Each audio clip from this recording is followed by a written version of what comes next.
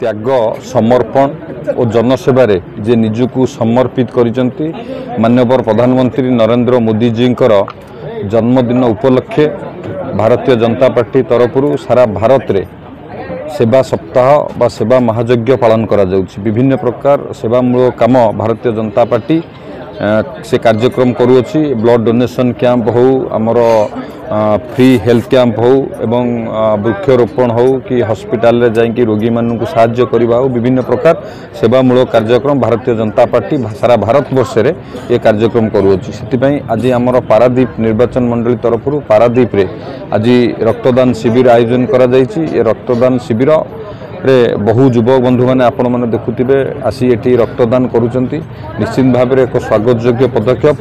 ये रक्त ही मनीषर परिचय एवं आमे जेते आम जीवन सेतेबेले यथार्थ हुए जेतेबेले आमे कहार साहाय्य रे बा कहार उपकार रे आसीबा एवं ए रक्त मध्य अन्य कहा जीवन रे मध्य संजीवनी आनी परिबो। तेणु आज कार्यक्रम करा जायछि माननीय प्रधानमंत्री नरेंद्र मोदी जी जन्म दिवस उपलक्षे भारतीय जनता पार्टी तरफ आयोजन करा जायछि। केते यूनिट करा जाय बोली किछि किंतु आमे प्रति वर्ष ये रक्तदान कार्यक्रम करू। माननीय प्रधानमंत्री जेतिकतम जन्म दिवस हुए सेतिकटी यूनिट आमे करू। आज मध्य सही लक्ष्य रखिकी ये कार्यक्रम करा जाउछि।